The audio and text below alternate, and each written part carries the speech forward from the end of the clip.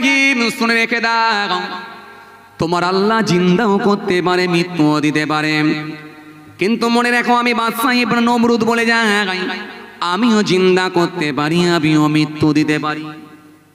ইব্রাহিম নবী বললেন এটা কেমন করে সম্ভব? নমরুদ বলল যদি দেখতে চাও তাহলে একবার তোমাকে দেখাচ্ছি। দায়িত্ব কে নেয়? ইবলিস শয়তান।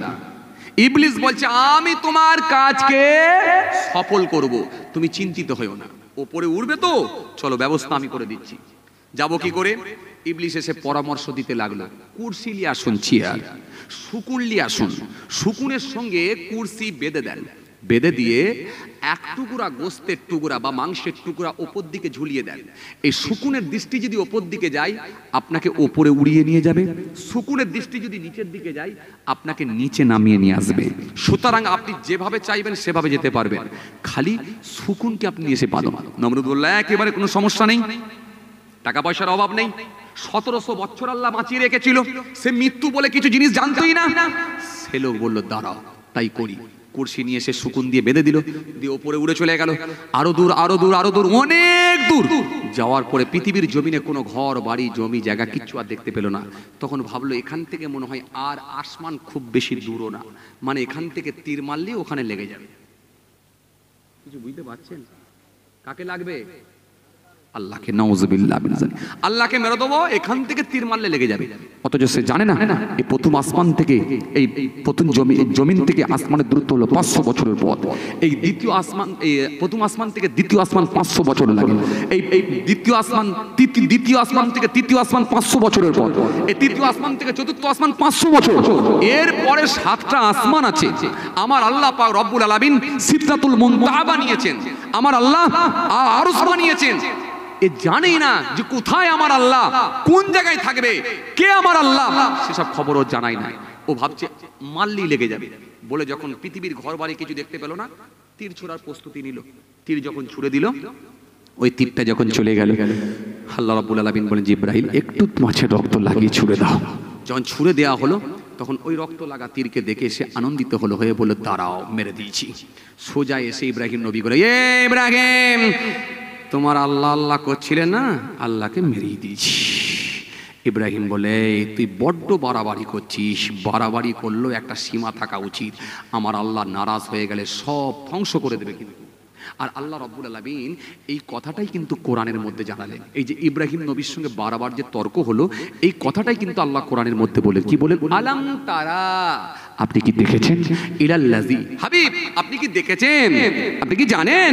ইলাল্লাযী, তার দিকে হাজ্জা ইব্রাহিম, হাজ্জা মানে বিতর্ক, বিতর্ক করেছিল ইব্রাহিম নবীর সঙ্গে। ইব্রাহিম নবীর সঙ্গে বিতর্ক করেছিল কে? নমরুদ। কি নিয়ে? ফি রব্বিহি, রব নিয়ে, আল্লাহ নিয়ে, আল্লাহ নিয়ে ঝগড়া, আল্লাহ নিয়ে বিতর্ক। আমাদের ঝগড়া হয় কি নিয়ে? কথা বলেন, কি নিয়ে? আরে সেই টাকা ভুলে যাচ্ছেন নাকি? আজ তো ওয়াজ চলছে খালি টাকা, সেই টাকা। ঝগড়া হয় কি নিয়ে? টাকা নিয়ে, সম্পত্তি নিয়ে, জায়গা নিয়ে, গাড়ি বাড়ি নিয়ে, এগুলো নিয়ে ঝগড়া হয়। আর ইব্রাহিম নবীর সঙ্গে নমরুদের ঝগড়া হয়েছিল কি নিয়ে? আল্লাহ নিয়ে। ফি রব্বিহি, রব নিয়ে, আল্লাহ নিয়ে। আল্লাহ এই কথাটাও জানিয়ে দিলেন, দিয়ে বলেন হাবিব শোনেন, ফি রব্বিহি আন্না আতাহুল্লাহুল মুলক, অথচ আমি আল্লাহই তাকে দিয়েছিলাম রাজত্ব। জোরে বলবেন না রাজত্ব কেমন? আমি একটু সংক্ষেপে আপনাদের সামনে শোনালাম যে তার সিংহাসনটা খালি বহন করে নিয়ে যাওয়ার জন্য 4খানা হাতি লাগতো। তাহলে কি দিয়েছিল বুঝতে পারছেন? গোটা পৃথিবী তার হয়ে গেছিল, সে মনে করেছিল গোটা পৃথিবী আমার। যে কিন্তু ঝগড়া কি নিয়ে? আল্লাহ নিয়ে। ফি রব্বিহি আন আতাহুল্লাহুল মুলক, অথচ আল্লাহই দিয়েছেন তাকে রাজত্ব। ইয ক্বালা ইব্রাহিম রাব্বিয়াল্লাযী ইউহয়ী ওয়া ইউমীত, ইব্রাহিম নবী যখন বললেন, যখন কলা তিনি বললেন কি? ইয ক্বালা ইব্রাহিম, ইব্রাহিম নবী বললেন কি? বললেন ইয ক্বালা ইব্রাহিম রাব্বিয়াল্লাযী ইউহয়ী ওয়া ইউমীত, আমার রব যিনি, তিনি জিন্দাও করতে পারেন, মৃত্যুও দিতে পারেন। তুই বলছিস কি পাগল? বলছিস আমার রবকে মেরে ফেলেছিস?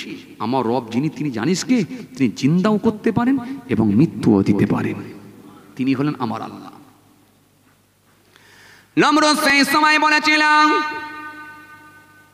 হে ইব্রাহিম, নমরুদ থাকতে না পেরে দুজন ব্যক্তিকে ডাকলো। বাদশা অর্ডার করেছে মানে আর করার কিছু নাই, বাদশা ডাক দিয়েছেন মানে যাকে ডাকবে তা সে পৌঁছাতে বাধ্য। দুজন ব্যক্তি এসে হাজির হয়ে গেল। বাদশা অর্ডার করলো, জাল্লাদকে বললেন, জাল্লাদ, ও জাল্লাদ যাও একজনের গর্দানকে উড়িয়ে দাও, ধড়টা আলাদা করে দাও, মাথাটা আলাদা করে দাও। ধড়টা আলাদা করে দেয়া গেলাম, মাথাটা আলাদা করে দেয়া গেল, ধড়টা আলাদা করে দেয়া গেল, গর্দান উড়িয়ে দেয়া গেল। লোকটা লাফাতে লাফাতে লাফাতে মারা গেল। আর একজন লোক দাঁড়িয়ে রইল, থরথর করে কাঁপছে, কম্পন হচ্ছে। নমরুদ তখন বলল, জাল্লাদ একে ছেড়ে দাও, এই তুই পালিয়ে যা। ও চলে গেল। চলে যাওয়ার পরে ইব্রাহিম নবীকে বললেন, হে ইব্রাহিম, দেখো দেখো দেখো, আমি ইচ্ছা করলে দুজনকে মেরে দিতে পারতাম, কিন্তু তা না করে একজনকে বাঁচিয়ে রাখলাম আর একজনকে মৃত্যু দিলাম। সুতরাং আমি মৃত্যুও দিতে পারি, বাঁচিয়েও রাখতে পারি। কিছু কথা বুঝতে পারছেন আমার? আমি বাঁচিয়েও রাখতে পারি, মৃত্যুও দিতে পারি, সব তো আমার হাতে। ইব্রাহিম নবী সংশয় বলি, তো খ্যাপাকে তো বোঝানো খুব মুশকিল। এ বুঝতে যদি না চায় তাকে তো বোঝানো খুব মুশকিল। হ্যাঁ, খ্যাপাদেরও তো কোয়ালিটি আছে, এর কোয়ালিটি দেখছি খুব খারাপ। তোকে বুঝাই কি করে বল দেখিনি? ওরে খ্যাপা, যাকে মারলি তাকেই আমার আল্লাহ জিন্দা করবে, ওকে জিন্দা কর। তা আবার হয় নাকি? আমার হাতে ক্ষমতা ছিল, আমি তো দুজনকে মারতে পারতাম, তা না করে একজনকে মেরে দিলাম আর একজনকে ছেড়ে দিলাম। তার মানে আমি জিন্দাও করতে পারি, মৃত্যুও দিতে পারি। ইব্রাহিম নবী বললেন, দাঁড়া দাঁড়া, আমাকে আল্লাহ নবী করেছে, তুই আর সঙ্গে আমি এত সহজে হার মারব না, এত সহজে হার মানব না। শোন, قال إبراهيم فإن الله يأتي بالشمس من المشرق فأتي بها من المغرب فبهت الذي كفر والله لا يهدي القوم الظالمين। قال إبراهيم, ইব্রাহিম নবী বললেন, قال إبراهيم فإن الله يأتي بالشمس من المشرق, আমার আল্লাহ রাব্বুল আলামিন প্রত্যেক দিন সূর্যকে উদিত করেন পূর্ব দিক থেকে, আর পশ্চিম দিকে আমার আল্লাহ ডোবান, অস্ত্র যায়, তাই তো নাকি? আমার আল্লাহ প্রত্যেক দিন পূর্ব দিক থেকে সূর্যকে তোলেন আর পশ্চিম দিকে আমার আল্লাহ ডুবিয়ে দেন। পাতি বিহা মিনাল মাগরিব, তুমি যদি খোদা হবে তো একদিন পশ্চিম দিক থেকে সূর্যটাকে তুলে দেখাও। এবার দেখাও, কথা কয় না, এবার দেখাও।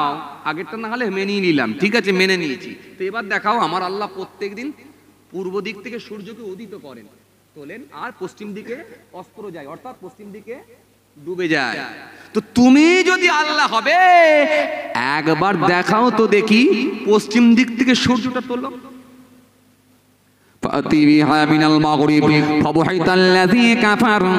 ফলে সে কাফের হতভঙ্গ হয়ে গেল, আর কিছু করার নাই, হতভঙ্গ হয়ে গেল। আল্লাহু লা ইয়াহদিল কওমাজ যালিমিন, আল্লাহ জালেমদেরকে কখনো সুপথ দেখান না। আবু জাহেল আমার নবীর সামনে যাওয়ার সুযোগ পেয়েছে, নবীর মুখে বয়ান শুনেছে, নবীর চেহারা দেখার সুযোগ পেয়েছে, কিন্তু সুপথ পায় না। উতবা পেয়েছে না পায় না, নবীকে পেয়েছে কিন্তু রাস্তা পায় না।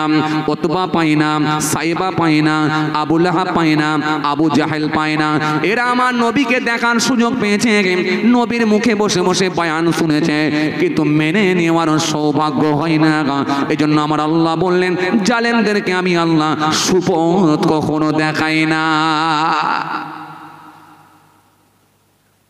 এই জন্য আমি আপনাদের সামনে প্রথমে একটা কথা বলেছিলাম, আমার কথায় সবাই যে দাড়িওয়ালা হবে এমনটা না, আমার কথায় সবাই নামাজি হয়ে যাবে এমনটা না, আমার কথায় সুদ খাওয়া বন্ধ করবে এমনটা না, আমার কথায় ঘুষ খাওয়া বন্ধ করে দেবে এমনটা না, আমার কথায় মেরে নেওয়া বন্ধ করবে এমন না, আমার কথায় হিংসা বন্ধ করবে এমনটা না। যাকে আমার আল্লাহ চাইবে সেই সোজা পথের দিকে ধাবিত হতে পারবে, আর যাকে আল্লাহ চাইবে না সে নিজে কিন্তু আর হেদায়েতের জায়গায় আসতে পারবে না। এই জন্য আল্লাহ কোরআনের মধ্যে বললেন, খতামাল্লাহু আলা কুলুবিহিম وعلى سمعهم وعلى أبصارهم غشاوة ولهم عذاب عظيم। কষ্ট হচ্ছে আপনাদের? জোরে বলতে হবে। কষ্ট হচ্ছে? মাশাআল্লাহ, পেছন দিকে সব মাশাআল্লাহ মাশাআল্লাহ, আলহামদুলিল্লাহ আলহামদুলিল্লাহ। আমার মুরব্বী অনেক চাচারাও এসেছে, আলহামদুলিল্লাহ, আল্লাহ শুকর, খুব ভালো লাগছে। দেখেন হাফেজ সাহেব কি অসুবিধা হলো বলেন, এবার আপনি বলেন সমস্যা কি হয়েছে বলেন। লোক কোন দিক দিয়ে কম আছে? এই 1 ঘন্টা পানির পরে, এত কাদার পরে, এত বর্ষার পরে লোক কোন দিক দিয়ে কম? হ্যাঁ, এটা বলতে পারেন সাময়িক হয়তো একটু কষ্ট হয়ে গেছে ছেলেদের, খাটাখাটনি করতে হয়েছে, এক্সট্রা তিরপল বিছতে হয়েছে, চট নিয়ে আসতে হয়েছে, চেয়ার নিতে হয়েছে, ভিজতে হয়েছে, কেটে কুটে পানি নালা করে বার করতে হয়েছে, ইট বিছতে হয়েছে, বসার পরিবেশটা তৈরি করতে হয়েছে, এটা মেনে নিয়েছি। কিন্তু লোক কোন দিক দিয়ে কম আছে বলে? এটা আল্লাহ তো পরীক্ষা, এটা আল্লাহ মাঝে মাঝে পরীক্ষা নেবে, আপনাকে আমাকেও নিতে পারে। বাড়িতে এমন বড় বড় রোগ দিয়ে দিয়েছে, বান্দা আমার ওপরে কতটা নির্ভরশীল বা আমার ওপরে কতটা সন্তুষ্ট এটা দেখতে পারে আল্লাহ। ফসলে পোকাও দিতে পারে, ব্যবসায় হয়তো লস খেতেও পারে, এটা আল্লাহ দিতেই পারে। কিন্তু বান্দা আমার আল্লাহর ওপরে কতটা সন্তুষ্ট এটা আল্লাহ দেখে নিতে পারে, এটা পরীক্ষা। কিন্তু আপনাকে মেনে নিতে হবে। কেন? আপনি যদি এই পরীক্ষায় উত্তীর্ণ হতে পারেন, এর পরবর্তী সময় রয়েছে আপনার জন্য বেনিফিট, এর ভালাই রয়েছে নিশ্চয়, সেটা পরে দেখা যাবে ইনশাআল্লাহ। আসেন, কি বলছিলাম, চলুন পূর্বের দিকে একটু ফিরে যাই। কি বলছিলাম? তাহলে মাস্তানি করতে কেউ কম করে, সবাই লক্ষ্য ছিল উপর দিকে। আমি আজকে যে ওয়াজ করছিলাম, খুব খেয়াল করেন আমার দিকে, সবার লক্ষ্য ছিল কি? উপর দিকে, উপর দিকে উঠবো। কিন্তু না, আল্লাহ যাকে চাইবে যতটা দেওয়া দরকার ততটাই দেবে, এর বেশি কিন্তু চেষ্টা করলেও সে পাবে না। এজন্য সবাই বড় লোক হবে না। সবাই যদি বড় লোক হয় তাহলে কাজের লোক আর পাওয়া যাবে না। আপনার বাড়িতে রাজমিস্ত্রি কোথায় পাবেন? আপনার বাড়িতে ছুতোর মিস্ত্রি কেন আসবে? সে নিজেই তো 5 তলা বাড়ির মালিক। কথা বলছে না? সে নিজেই তো স্করপিও গাড়ি করে ঘুরে বেড়ায়, সে কি আর আপনার বাড়িতে চাল ছাইতে আসবে? আরে কথা বলছেন না কেন? পারবে? আসবে? আসবে না। তাহলে সবাই বড় লোক হবে না, আর সবাই গরিবও হবে না। সবাই যদি গরিব হয়ে যায় তাহলে আপনাকে কাজ কে দেবে? কথা বলে না, কে কাজ দেবে আপনাকে? কেন বলবে আপনার যে ইঞ্জিন ভ্যানটা আছে, কে বলবে যে 50 খানা সিমেন্ট নিয়ে আমার ঘরে পৌঁছে দেবে? এই যে ভাড়াটা কে দেবে? সবাই তো গরিব। তো সবাই যখন গরিব, কেন আপনাকে সিমেন্ট বড় দায়িত্ব দেবে? সে নিজেই তো খেতে পায় না, কেন আপনাকে সিমেন্ট কিনবে যাবে? কোথা পয়সা পাবে? তাহলে এখান থেকে বোঝা যায় সবাই বড় লোক হবে না, আর সবাই সবাই এই কথা বলে সবাই গরিবও হবে না। গরিব বড় লোক যাকে যেই জায়গায় দেওয়া দরকার সব আমার মাবুদি তিনি সিলেক্টেড উপর থেকে করে দিয়েছেন, তিনি সাজিয়ে দিয়েছেন। কে কোন জায়গায় থাকবে সবটাই তিনি সাজিয়ে দিয়েছেন। আর আপনার আমার দায়িত্ব হলো আমার আল্লাহর উপরে সন্তুষ্ট থাকা, হালাল খাদ্য ভক্ষণ করা, তবেই আপনি বেঁচে যাবেন। জোরে বলতে পারেন না? আরো জোরে হয় না? আর যদি গোলমাল করেছো তাহলে ভিতরে গেলে কিন্তু ঠান্ডা করে দেবে আল্লাহ, কাউকে ছাড়বে না, ঠান্ডা করে দেবে আল্লাহ। ভেতরে গেলে কিন্তু আমি ছাড়বো না, হিসাব বুঝে নেব কোথায়? ভিতরে গেলে। হেতরনিয়া নওজওয়ান জামাকেরা, হে আমার মুরব্বিয়ানেরা, বাবারা শুনে রেখে দিন না, বাবারা জেনে রেখে দিন না। এই জন্য আপনাদের আমি যেটা বোঝাতে চাইছি না, খাদ্যে যেন গোলমাল না হয়।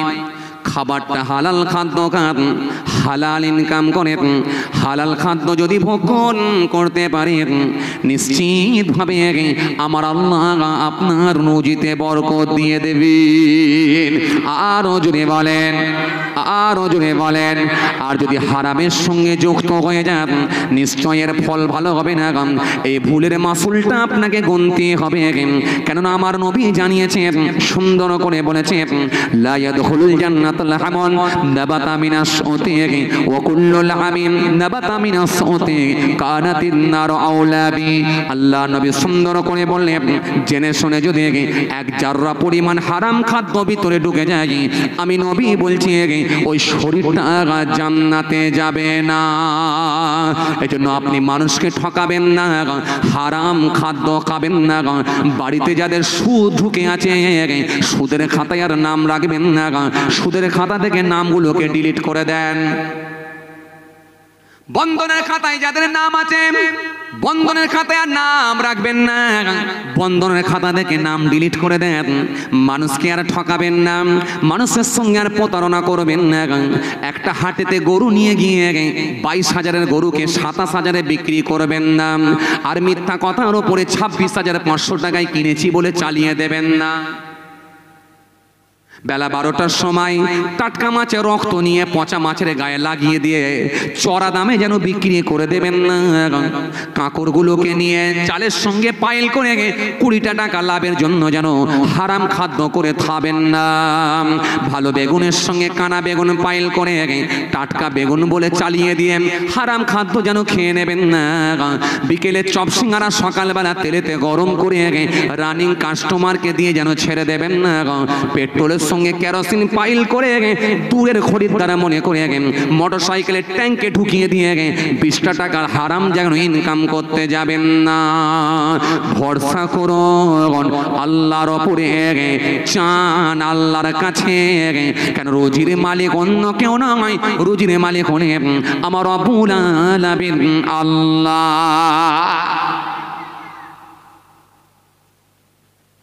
কিন্তু বড় দুঃখের সঙ্গে বলতে হয়, আগেও বলেছি আবার বলছি, এখন 80টা বাড়িতে সুদ ঢুকে গেছে। 80টা বাড়ি। জি আপনি বলেন, আপনাকে আমি দুটো তথ্য তুলে ধরলাম।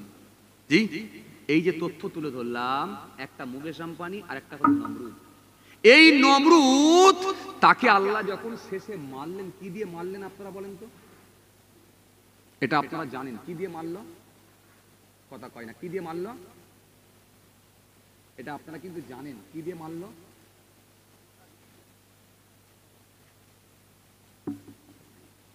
নমরুদকে আল্লাহ মারলেন কি দিয়ে?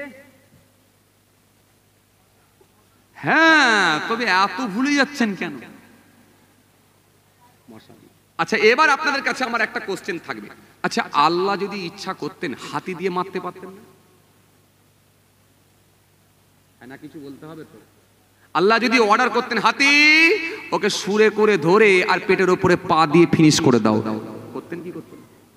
আল্লাহর হুকুম মানতো কি মানতো না? বাঘকে যদি অর্ডার করতো, বাঘ হুকুম মানতো কি মানতো না? মানতো।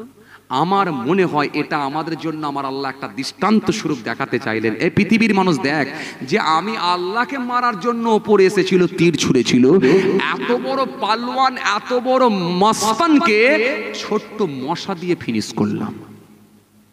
কেন? পৃথিবীর মানুষ, আমাদের মধ্যে মানুষের এত ইমানটা দুর্বল হয়ে গেছে, হয়তো আমাদের মধ্য থেকে কেউ না কেউ বলতো, নমরুদ যত বড়ই সাহসী ব্যক্তি হোক না কেন, মানুষ তো, এই মানুষ আর কখনো হাতির সঙ্গে পারে?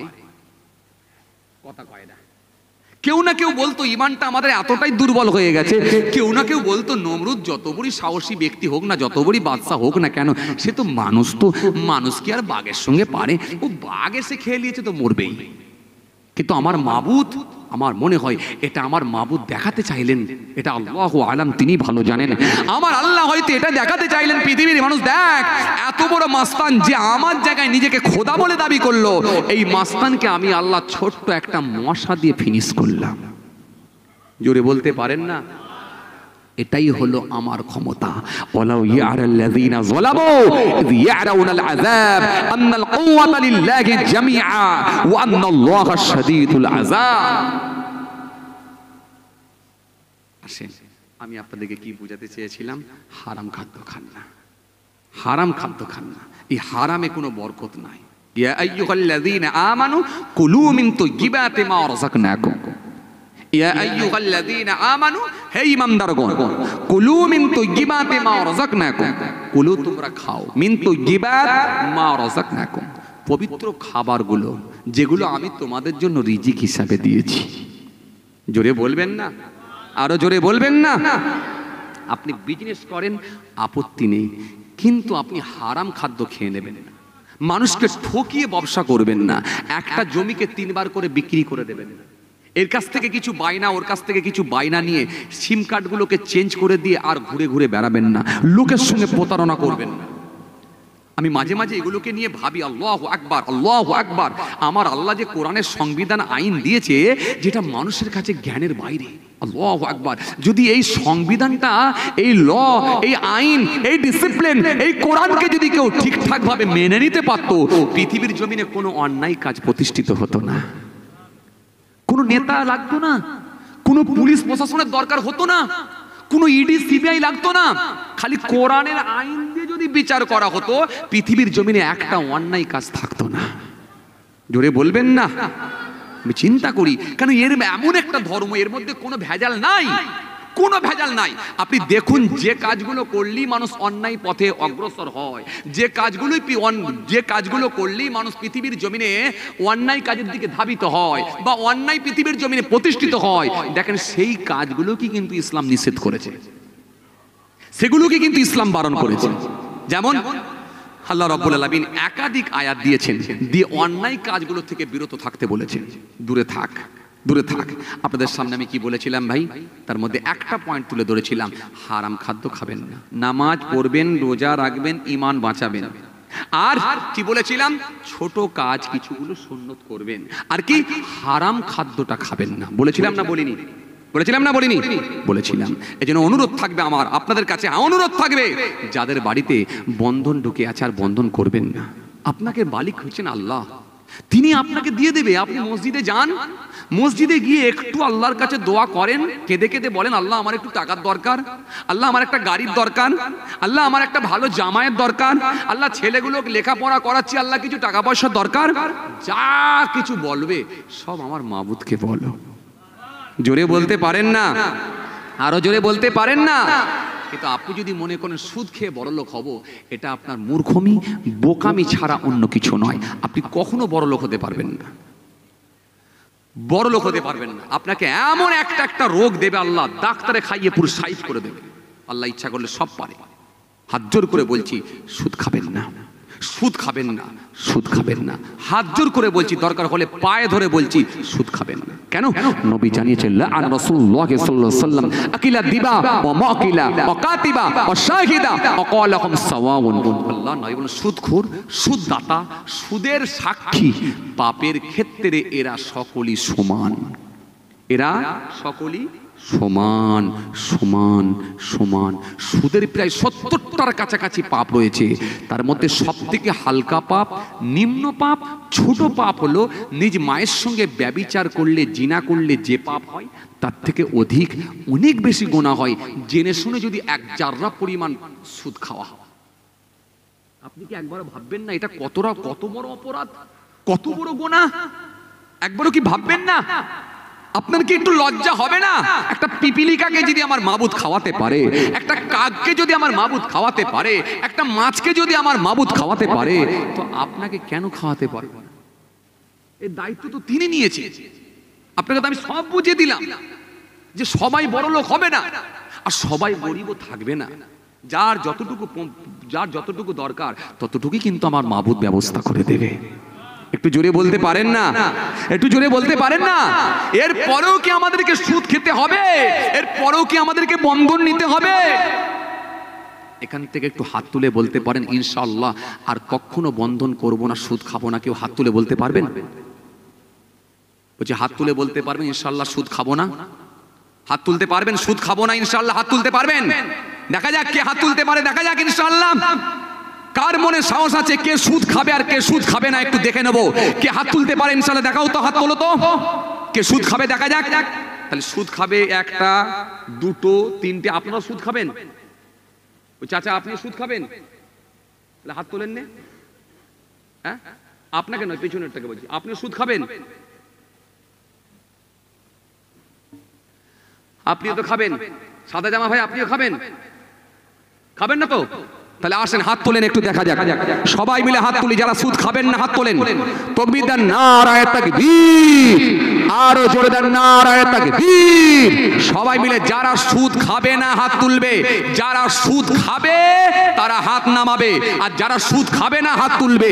কে সুদ খায় আর কে সুদ খায় না আজকের মাহফিল থেকে দেখতে চাই। মাবুদ তুমি সব দেখতে পাচ্ছ। এই পানি ঝরে কাদার পরেও তোমার এতগুলো বান্দারা হাত তুলে বলেছে হারাম খাবো না। মাবুদ তুমি এদেরকে ক্ষমা করো, মাবুদ আমাদেরকে ক্ষমা করো, মাবুদ মাফ করো। একবার তাকবীর দাও। মাবুদ, এত মানুষ আল্লাহ কেউ সুদ খাবে না বলেছে, এরা ওয়াদা দিয়েছে, এরা সব হাত তুলে ওয়াদা দিয়েছে সুদ খাবো না। তাকবীর দেন, নারে তাকবীর। আরো জোরে দেন, নারে তাকবীর। আরো জোরে দেন, নারে তাকবীর। সিলসিলায়ে মুজাদ্দিদুজ জামান, সিলসিলায়ে মুজাদ্দিদুজ জামান ঈশ্বরীপুর গ্রামে 72 সালে সব নারে তাকবীর। আপনা মান ইনশাআল্লাহ সুদ খাবে না। আপনারা হাত তুলেছেন আর আমার আল্লাহ রাব্বুল আলামিন দেখে নিয়েছেন, আমার মাবুদ দেখে নিয়েছে, আমার বান্দারা সুদ খাবে না বলেছে। বেচেন, আপনি বেঁচে যান, আপনি বেঁচে যান, নিশ্চয় এর বেনিফিট আমার আল্লাহ দেবে। জি, সুদের কিচ্ছু নেই। সুদ শব্দের অভিধানিক অর্থ হলো বৃদ্ধি পাওয়া, বেড়ে যাওয়া, বাড়িয়ে দেওয়া। জি, আর শরীয়তের পরিভাষায় বলা হয় নির্ধারিত অর্থের উপর থেকে, মূলধন থেকে বেড়ে যাওয়া, বাড়িয়ে দেওয়া। এটা হলো ইন্টারেস্ট, সুদ। এই সুদে আপনি কোনো কারবার করবেন না, সুদে কোনো বিজনেস করবেন না, সুদ আপনি খাবেন না। কোনো জিনিস যদি কিনতে হয় চুক্তিতে কিনুন, কিন্তু সুদে না। চুক্তিতে কিনুন, কিস্তিতে না। কিস্তি আর সুদ, কিস্তি আর সুদ দুটোর মধ্যে আলাদা। কিস্তি আর সুদ দুটোর মধ্যে আলাদা। কিস্তি আর কিস্তি সুদ এতে কিনবেন না, চুক্তিতে কিনুন। চুক্তিতে কিনবেন, চুক্তি আর সুদ দুটো আলাদা। চুক্তি আর সুদ দুটো কিন্তু এক নয়। সুদ আলাদা, চুক্তি আলাদা। ইন্টারেস্ট আলাদা, চুক্তি আলাদা। চুক্তি আর সুদ দুটো কিন্তু এক না। চুক্তি কি, সুদ কি, দুটো কিন্তু আলাদা। চলুন আপনাদের সামনে আমি একটুখানি আলোচনা করি। কষ্ট হচ্ছে বাবাজি আমাদের ভাইরা? জোরে বলেন কষ্ট হচ্ছে, আরো জোরে বলেন কষ্ট হচ্ছে। তাহলে একবার তাকবীর দেন, নারে তাকবীর। আরো জোরে দেন, নারে তাকবীর। হে তরুণিয়া নওজোয়ান জামাকে জমিনে শুষে নেবে, রক্তটা জমিনে টেনে নেবে। এই যে সুদখোরের আযাব কবর থেকে চালু হয়ে যাবে। ও বাবাজি আমার ভাইরা, সুদখোরের জন্য আমার আল্লাহ কঠিন আযাব একেবারে নির্ধারণ করে রেখে দিয়েছেন। সুদখোরের জন্য আমার আল্লাহ মারাত্মক আযাব রেখে দিয়েছেন। আমার নবী একদিন দেখতে পেলেন স্বপ্নে, আমার নবী দেখতে পেলেন, কি দেখতে পেলেন? আমার নবীর সামনে ফেরেশতা এসে হাজির হয়েছেন। আল্লাহ নবী দেখতে পেলেন সুদখোরের আযাব হচ্ছে, সুদখোর মানুষ রক্তের নদীর উপর দিয়ে সাঁতার কাটছে। ও বাবাজি আমার ভাইরা, এই সুদখোর রক্তের উপর দিয়ে সাঁতার কাটছে। নবী আমার থাকতে না পেরে ফেরেশতাকে জিজ্ঞাসা করলেন, ফেরেশতা এটা কেমন করে বলো একবার, এটা কে বলো একবার যে রক্তের উপর দিয়ে সাঁতার কাটছে, একবার বলো। রক্তের উপর দিয়ে সাঁতার কাটছে লোকটি কে, যে এত কষ্ট পাচ্ছে কিন্তু মৃত্যুও হচ্ছে না, মারাও যাচ্ছে না, মৃত্যুও হচ্ছে না, আর তাকে কেনারায় উঠতেও দেওয়া হচ্ছে না। যখন সে ওঠার চেষ্টা করছে, পাশেটি দণ্ডায়মান হয়ে দাঁড়িয়ে আছেন, আর বড় বড় পাথরগুলো তার উপরে প্রহার করা হচ্ছে, ছুঁড়ে মারা হচ্ছে। আবার পুনরায় রক্তের নদীর উপর, রক্তের উপরে ফিরে যাচ্ছে। আসসালামু আলাইকুম, ভালো আছেন? কখন এলেন? আচ্ছা, মাশাআল্লাহ। রক্তের নদীর উপরে ফিরে যাচ্ছে, কিন্তু মৃত্যুও হচ্ছে না, আর তাকে উঠতেও দেওয়া হচ্ছে না। এটা কে? কে? একটা মানুষ যদি নৌকা ডুবি হয়ে যায়, জাহাজ ডুবি হয়ে যায়, আল্লাহ না করেন জাহাজ ডুবি হলো, ওই জাহাজের মানুষগুলো যখন পানির ওপরে, দরিয়ার ওপরে ডুবছে আর উঠছে, ডুবছে আর উঠছে, ডুবছে আর উঠছে, ওই মানুষটা কি পানি খাচ্ছে, সে তো বাঁচার চেষ্টা করবে কি করবে না? বাঁচার চেষ্টা করবে কি করবে না? তার সামনে দিয়ে একটা লাঠি ভেসে যাচ্ছে, সেটাকে ধরার চেষ্টা করছে। একটা ছোট্ট একটা দড়ি ভেসে যাচ্ছে, সে জানে দড়িটাই কোনো উপকারে আসবে না, তবু ধরার চেষ্টা করছে, কেন? বাঁচতে চায়। নবী দেখলেন রক্তের ওপরে ওই ব্যক্তিটা ডুবছে আর উঠছে, কিন্তু লোকটি যখন ওঠার চেষ্টা করছে তার উপরে পাথর ছুঁড়ে মারা হচ্ছে। নবী জিজ্ঞাসা করলেন, আহারে বিরাট কষ্ট, ভয়ঙ্কর কষ্ট, উঠতেও দেওয়া হচ্ছে না, ডুবে মরছেও না। কিন্তু মৃত্যুর পূর্বে যে কষ্ট হয়, যে সিচুয়েশন হয়, সেটা কিন্তু তার মধ্যে লক্ষ্য করা যাচ্ছে, দেখা যাচ্ছে। নবী দেখে থাকতে না পেরে জিজ্ঞাসা করেন, আল্লাহ নবী, হে আল্লাহর ফেরেশতা, এটা কে যাকে এত কষ্ট দেওয়া হচ্ছে? ফেরেশতা বললেন, হুজুর, ওটাই হলো মস্ত বড় সুদখোর। দুনিয়ার জমিনে সুদের টাকা লেনদেন করত, ইন্টারেস্টের টাকা সে গ্রহণ করত, খাবার ভক্ষণ করত। খেত, এটা আল্লাহ তার জন্য আযাব একেবারে নির্ধারণ করে দিয়েছে। নবী জিজ্ঞাসা করলেন, হে আল্লাহর ফেরেশতা, ওটা কে যিনি দাঁড়িয়ে আছেন বড় বড় পাথর নিয়ে রেডি হয়ে, তার উপর প্রহার করছে ছুঁড়ে ছুঁড়ে? তখন ফেরেশতা বলে, ইয়া রাসূলুল্লাহ, হাবিবাল্লাহ, হুজুর, ওটা হলেন ফেরেশতা, আযাবের ফেরেশতা। আল্লাহ রাব্বুল আলামিন তার জন্য ওই ফেরেশতাকে নির্ধারণ করে দিয়েছে, একেবারে তার জন্য নির্দিষ্ট করে দিয়েছে। যখনই সে ওঠার চেষ্টা করবে তখনই তার উপরে পাথর ছুঁড়ে মারা হবে। ফলে কি হবে? উঠতেও দেওয়া হবে না, ডুববেও না। কিন্তু মৃত্যুর পূর্বে যে কষ্টটা হয় সে কষ্টটা কিন্তু তাকে সহ্য করতে হবে। এটাই হলো তার আযাব। ভাইরা, সুদখোরের আযাব এরকম ভাবে বলে শেষ করা যাবে না। এই জন্য আপনাদেরকে হাতে ধরে বলেছি,